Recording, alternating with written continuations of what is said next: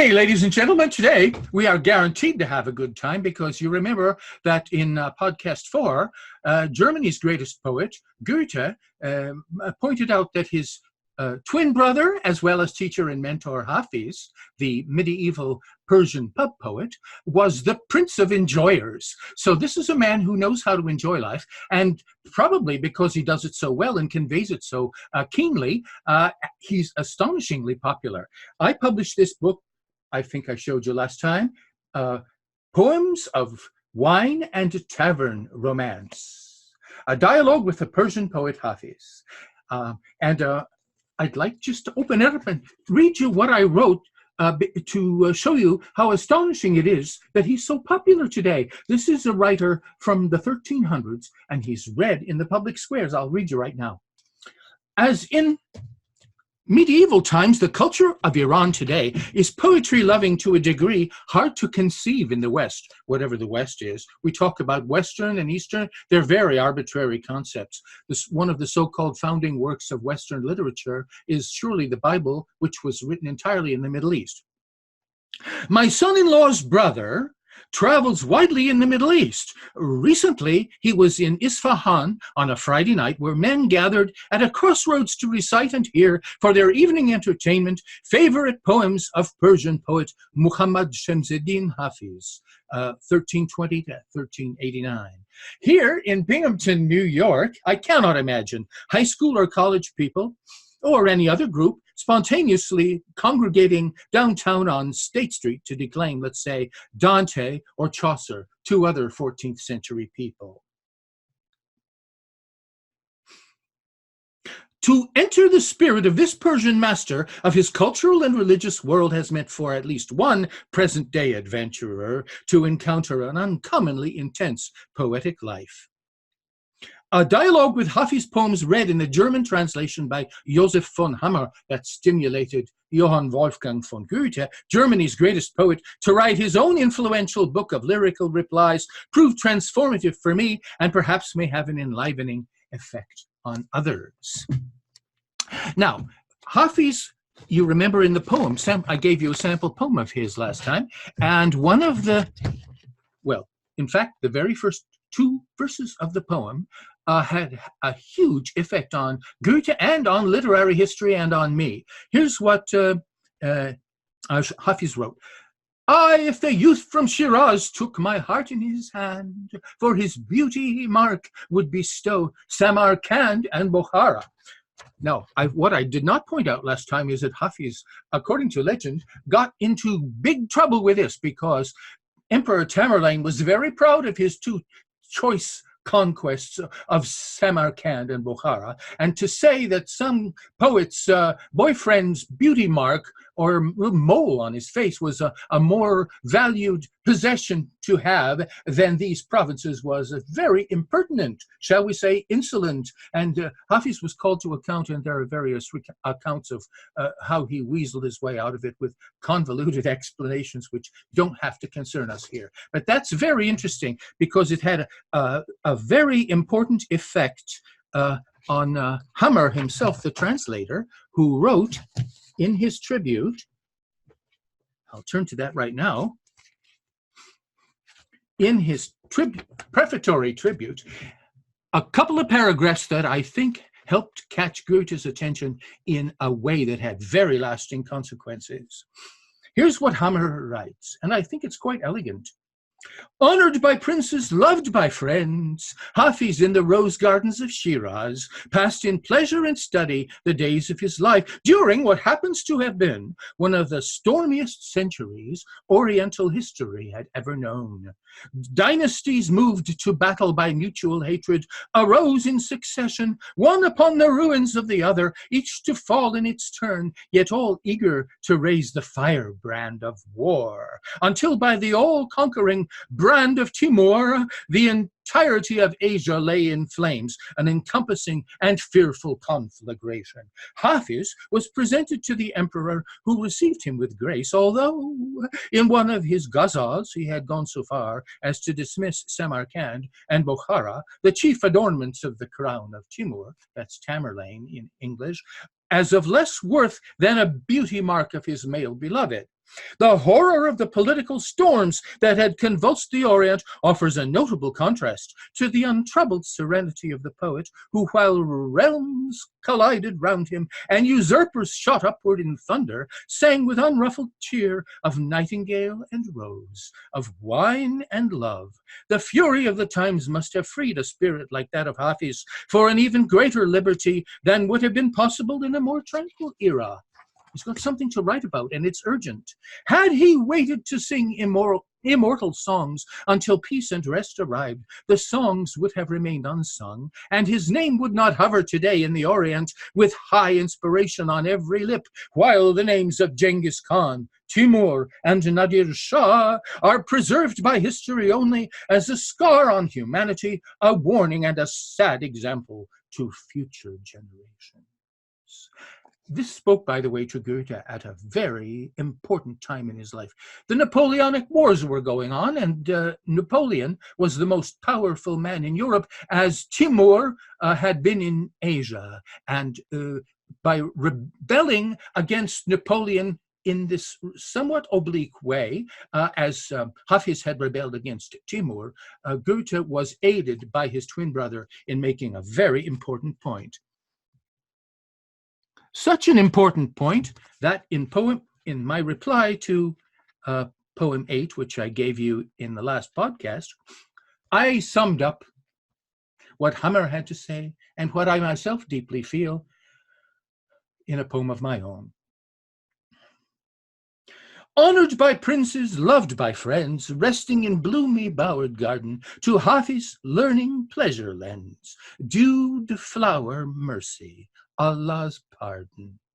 Dynasty moved to battle by, mutual turbid hatred rose, laid waste in towering flames would lie all Asia from the striving foes. The empires in their turn were doomed to fall, and by the selfsame law. When at the last grave Timur loomed, the gazing nations quaked in awe. The sovereign welcomed Hafiz now with grace, though in a lyric he wrote as a man who would not bow, despite how great a king might be. Bokhara, Samarkand he claimed, the main adornments of the realm, or other prize that might be named. Were he to hold the empire's helm, he would exchange right gladly too for but one thing, the beauty mark that his beloved let him view. A simple word, let rulers hark. The more the rumbling thunders crashed, colliding kingdoms rife with rage, in riving brilliance lightnings flashed, the sweet serene Iranian sage. The more appeared both calm and wise, half mystic smiling in the night. He sang of the unsleeping sighs of nightingale for rose delight. Then let the horror of the storm that would convulse the Orient roar on. Affinities that form a stiller wisdom had been lent to him who caroled love and wine. Abounding chaos would but free one dowered by this gift divine of inward lighted liberty. For had he waited till the time long envied peace at length might come, we'd never hail that halidom we feel in every healing rhyme. Now therefore let us learn and long the lesson cherish that we've heard, who sings of wine and love a song can make, which like the holy word beyond the bound of mortal bane may last on lips to hover. Ah, when lofty names of Tamerlane and Genghis Khan and Nadir Shah will only as a burning scar be known in mankind's memory, a warning and a mark to mar. So rather, hark to Hafiz, he, made bold by morning evening star, embroidered clear and lyric hymn to love and wine, twinned lights that are the eyes of choiring seraphim. I'm sure you will have seen why, from that little offering, I call myself the follower of two mentors, Hafiz and Hammer. Hammer is a nice name to have, you know, in slang, in present-day German. If you say, "Er ist der Hammer," that means, that's the man. Now, yes, so for Goethe, The influence of Hafiz, the example that he set, is equally important in three interrelated areas, each of which influences the other two: poetry writing, wine drinking, and lovemaking. Let's go through them one by one and see what Hafiz himself had to say. He is inimitable in saying it. Let's see. Poem 67 will give us what we need exactly.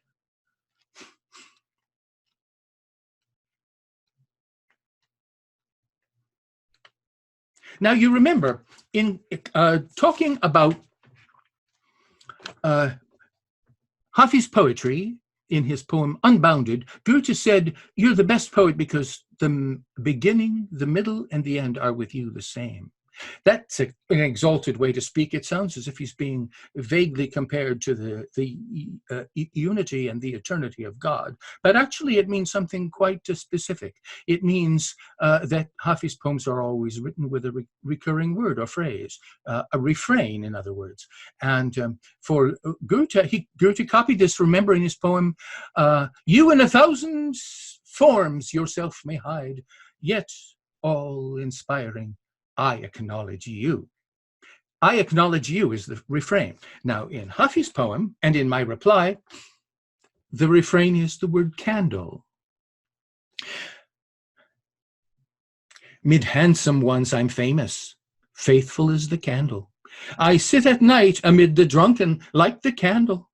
By night or day no sleep my weary eyes will favor. I'm weeping, sick with separation, as the candle. The shears of grief have snipped my fraying thread of patience. Yet in the heat glow of your love, I laugh, a candle. Send butterfly desire amid the night of rending, or I might set the world on fire like any candle. If bloody tears weren't streaming from my eyes in quiet, there's no one who would see my spirit like the candle. My weeping heart, you see it caught twixt heat and water?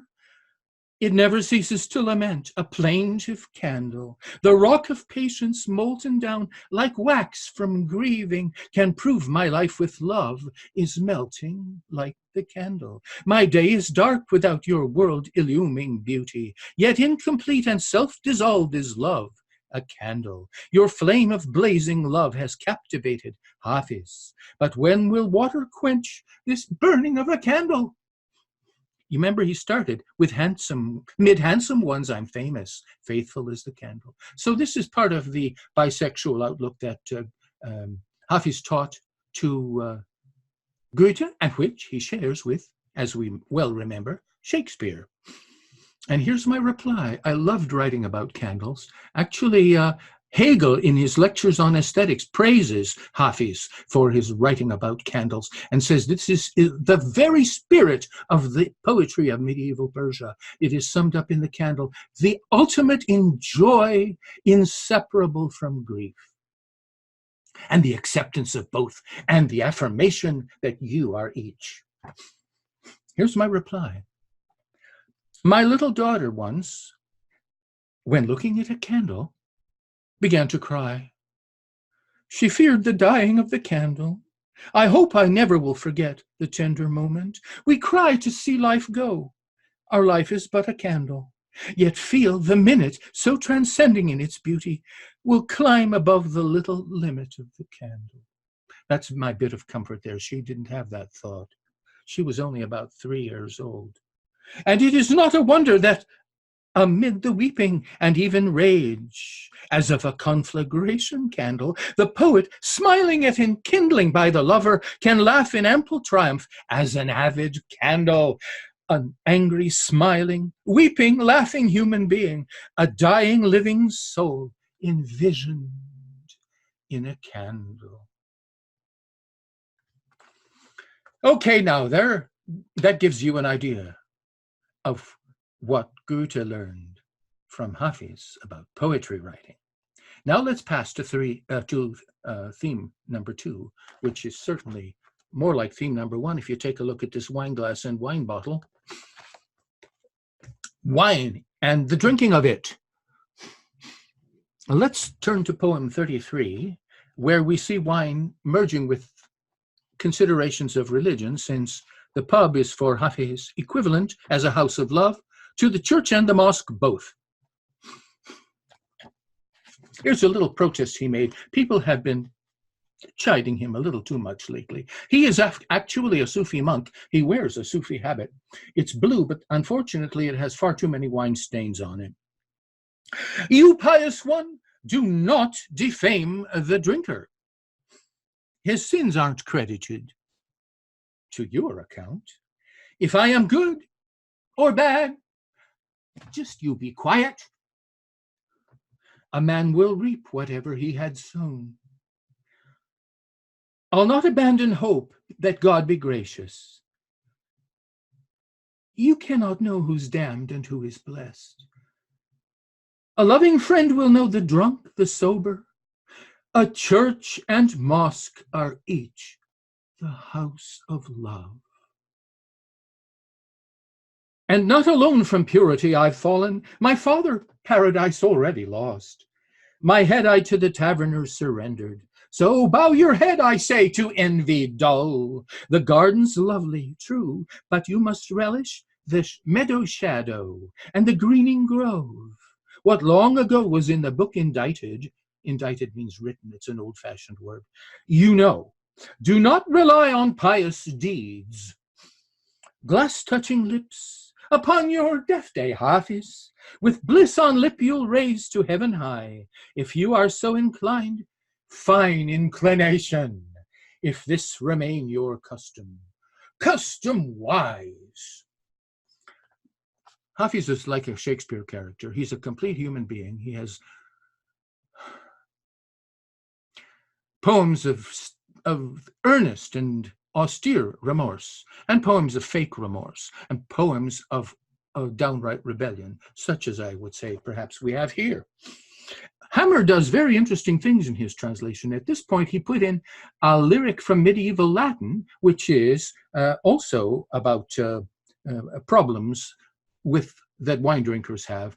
It's more specifically about problems of unlucky drinkers. Here's the line in the poem in Latin, which I think you may enjoy hearing. It's so melodious. Meum est propositum in taberna mori, ubi vina proxima morientis ori. Tunc cantabunt letius angelorum cori, Deus sit propitius isti potatori. I have translated that. I propose it, death to be in the tavern laid. Near the dying mouth for me, let the wine be made. May the choirs of angels sing, bliss will never fade. Merciful be God the King, drinkers he will aid.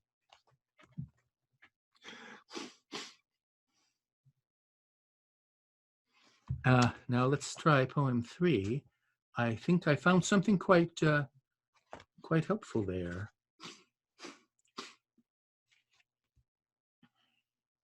Yes, he's in a great mood. Tavern keeper with wine the goblet lighten.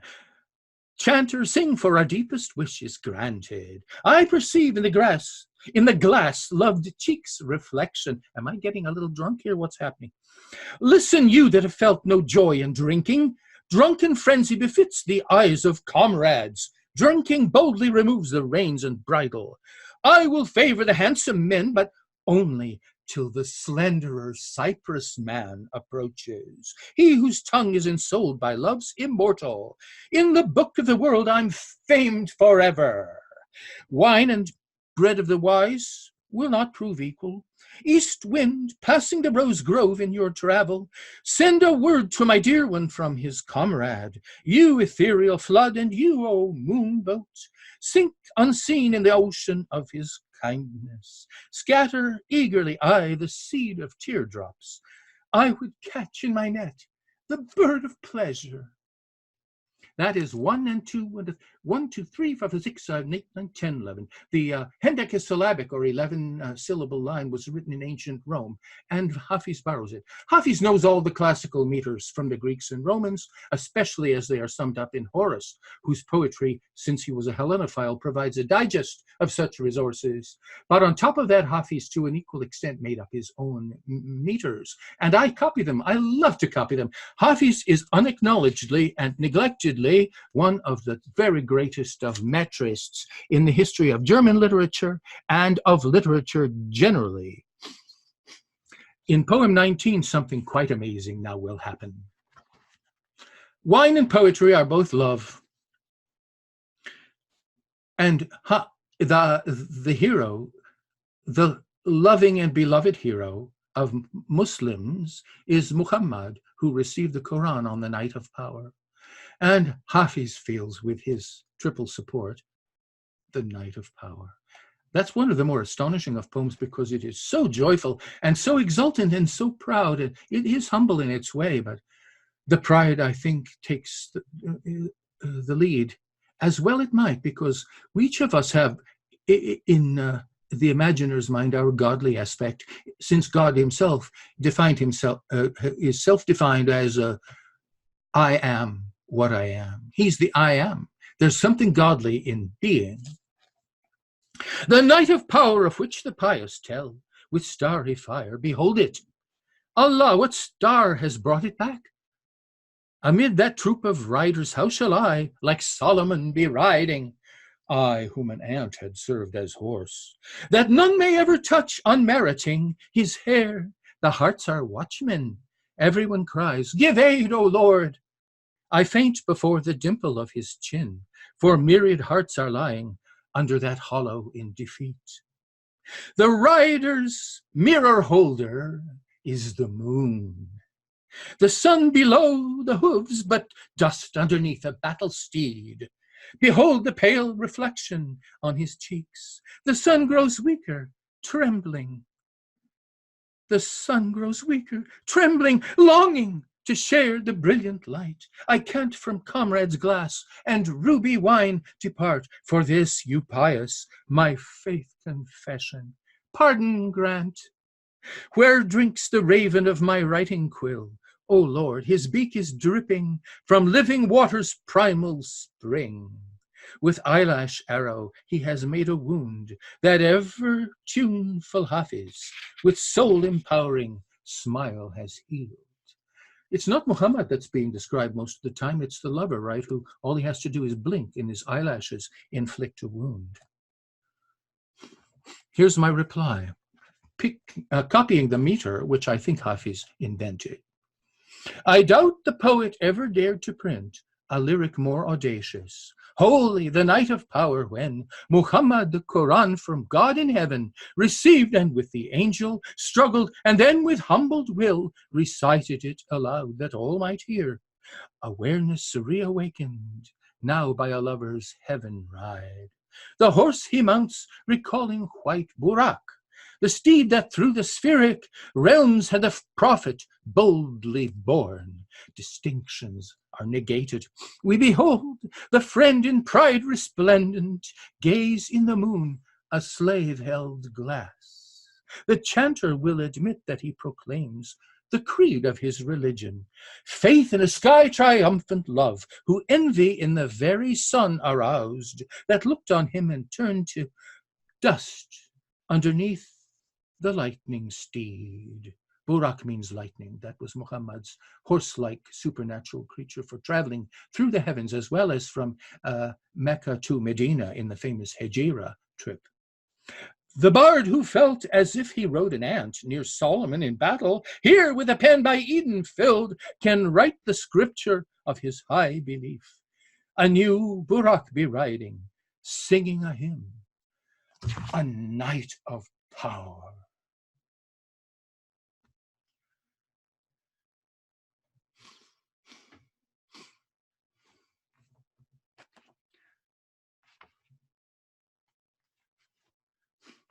Now, earthly joys, as opposed to those in heaven, are not without their material and worldly problems. There's one difficulty that especially attends the drinker of wine. There could be a regime change. In fact, in this poem that I'm going to show you next, Hafiz is afraid that it's on the way. When that happens, you know what could also happen? The wine police may be mustered up and given full power again, in which case, not only do we have to worry about suffering when the tavern's closed, we'll have a much worse problem. There'll be no tavern. There'll be nothing but clothes.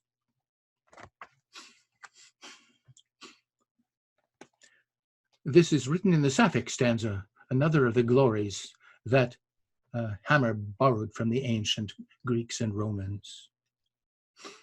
Although the wine may gladden the heart, although the wind with blossom bestrew, yet drink not you to strum of the lute, for keen is the watcher. And if mayhap a friend or a flask should come to hand, be prudent, I pray, be sparing, careful, pouring a drink. The times are alarming. Within the roomy sleeve of your cowl, that's the habit, the droopy sleeves of the monkish habit of the Sufis.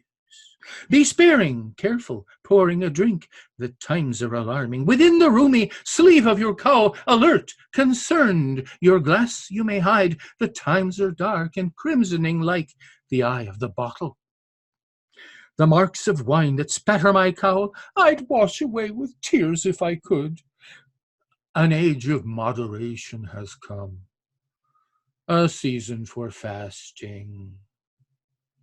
The run of life is blood-dripping steel. Behold, like raindrops falling to earth, the gleaming head of xii-xiii, crown royal of Parvis. The rulers have to worry too in times of swift, unwarned regime change. Renouncing all the goods of the world in this our era, seek no repose. The purest wine such vessel will hold is dreg-heavy, clouded. O Hafiz, you have conquered with song the mode of Persia, then of Iraq. Tibris and Baghdad, they will be next, and others will follow.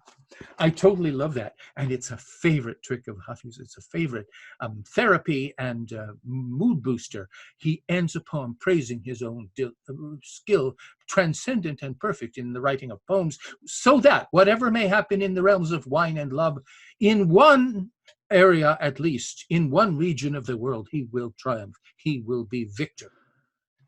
Interestingly, Hafiz, well, this isn't Hammer's way of helping Hafiz. I sometimes do this in my replies, just as Hammer contributed a medieval Latin lyric. I want to contribute a medieval Latin lyric, which I have translated from the Carmina Burana, which is a collection of verses by medieval free-spirited, if not libertine monks. This poem, too, is a lament for what may come unheralded as a cruel blow of fortune. This is called Fortune plango vulnera. I lament the wounds of fate or fortune. My plaint is of the pain that flows, crying from the eyes. Rebellious luck retracted those present I would prize. For true it is, a forelock she has that you may find. Seize opportunity by the forelock. But if you miss it, you will see baldness all behind. On fortune's royal throne I'd sat, favored and elate, enwreathed and crowned with blossoms that friends are lent by fate.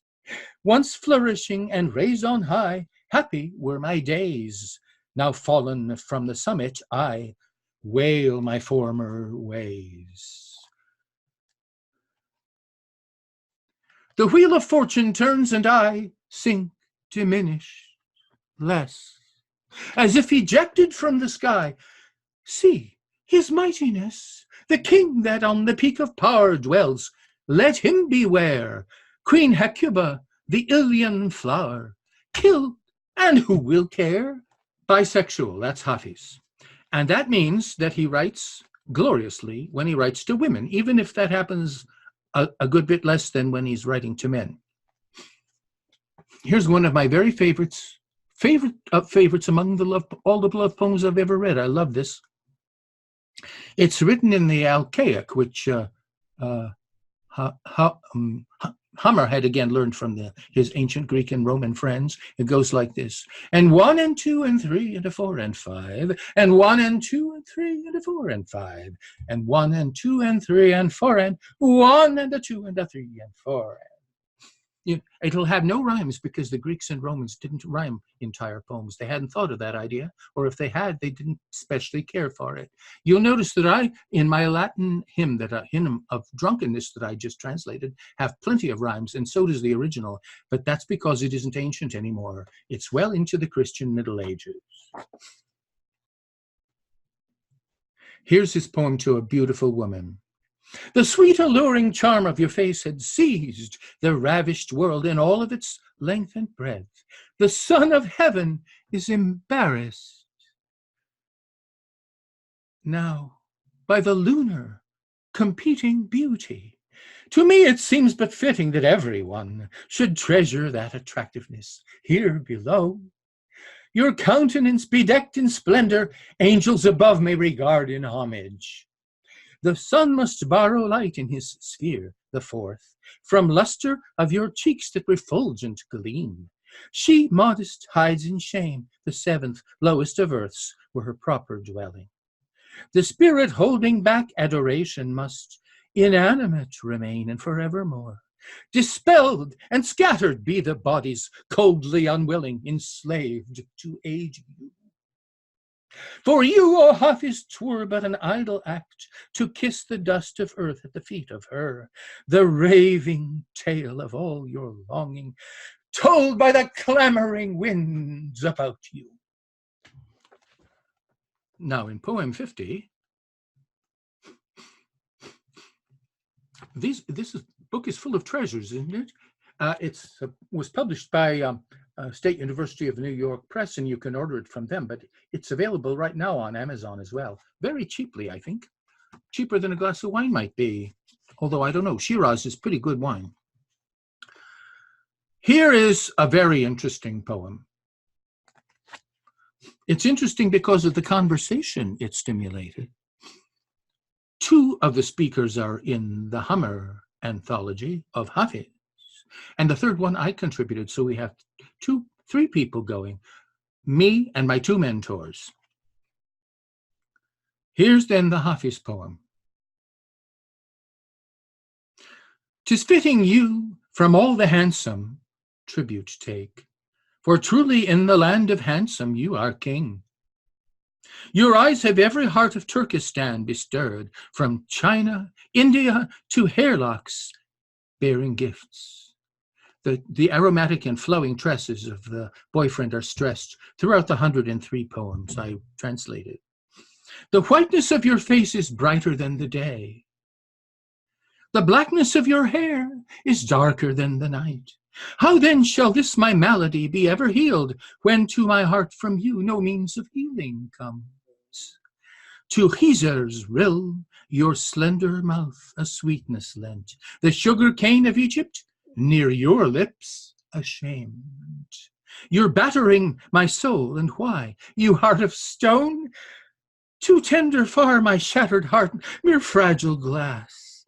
How thin your narrow waist, with little hair-length belt. How flexible your body, white as ivory. Your beard down Khizr, and your mouth the rill of life. Your stature tree-like, hair-thin waist, and wax-white breast. For you, as for a treasure, yearns poor Hafiz's heart.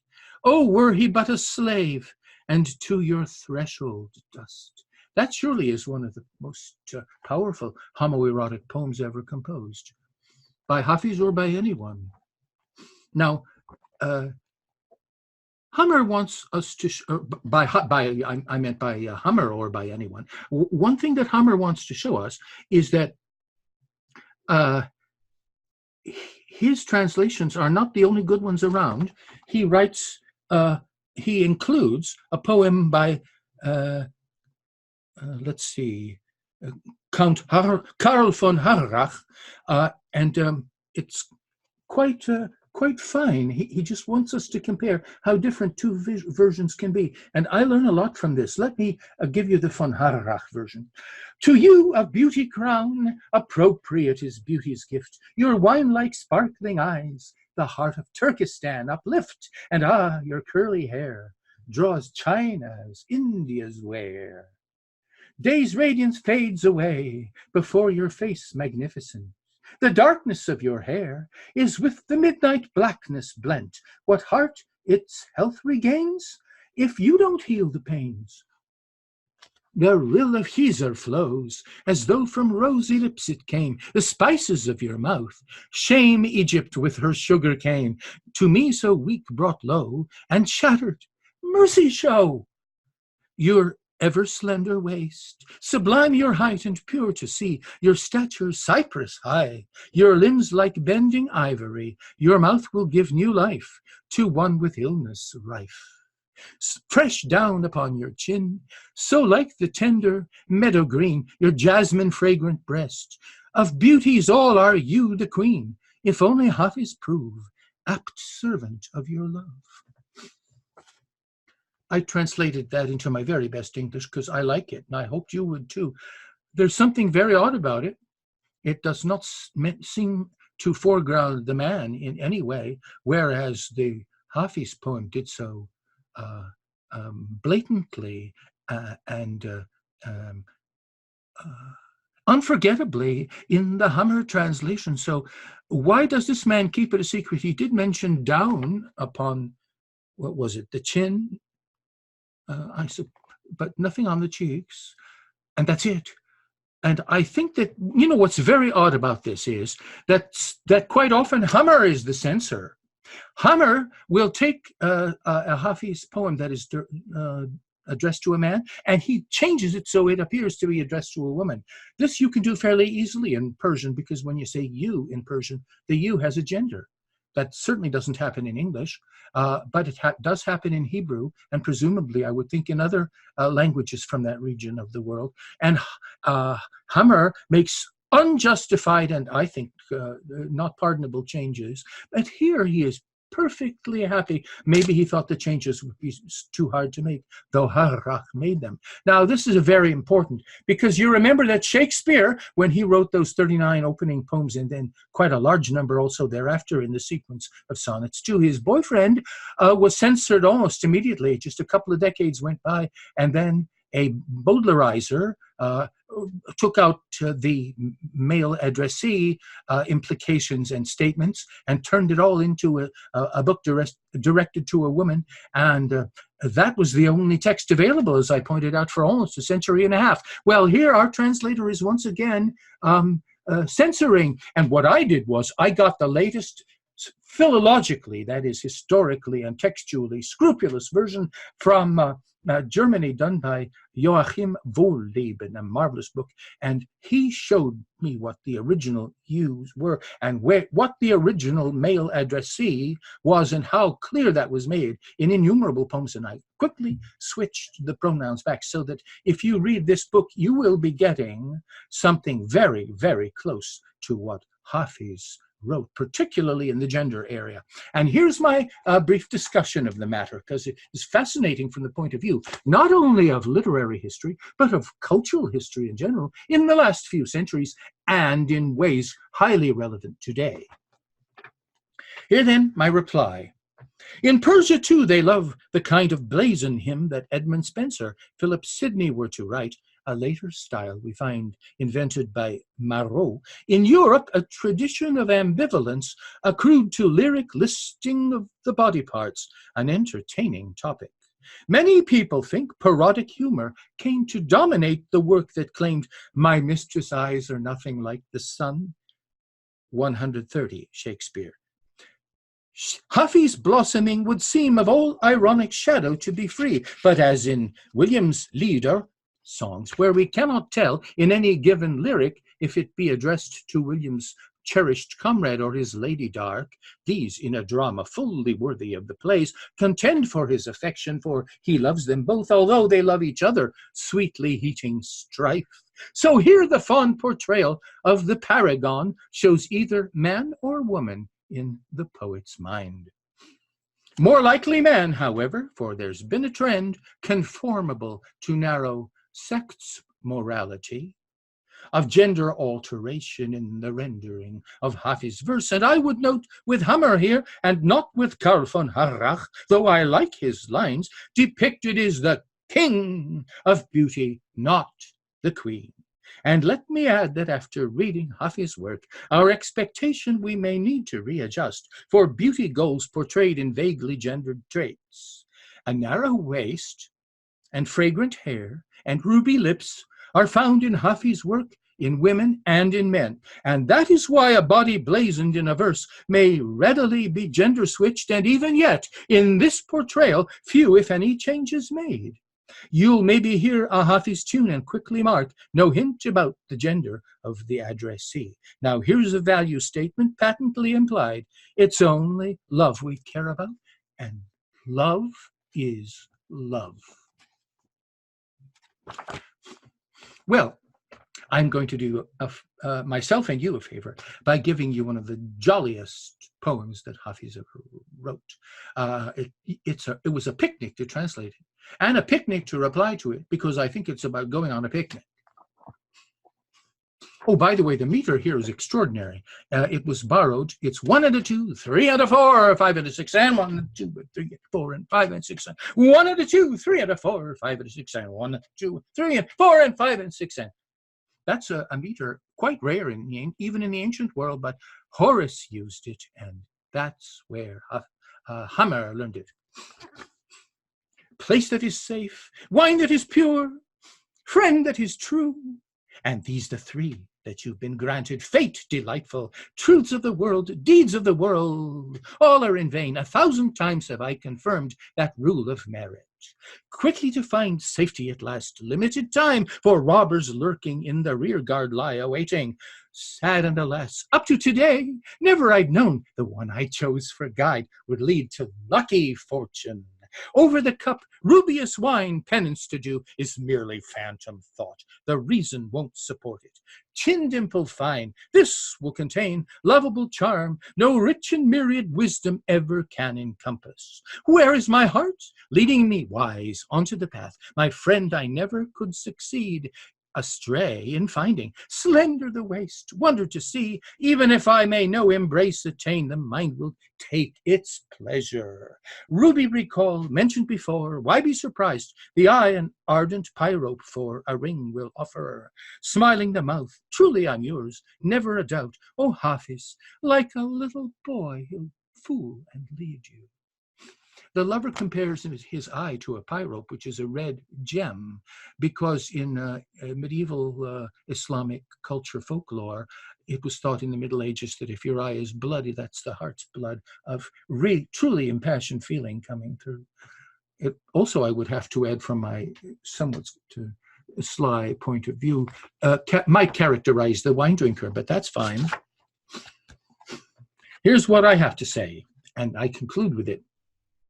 Tune up the flute, string up the harp, strike up the band, and grab your partner by the hand, and next encircle gently the waist, whirl her about, and then to embrace will all, after all the dancing, be the pretty sequel. Never before, traveling bard, seeking delight, have you, the motley minstrel, rhapsodizing wildly, dare to perform, free of constraint, willing as wind, a more entrancing folk dance over plain and meadow.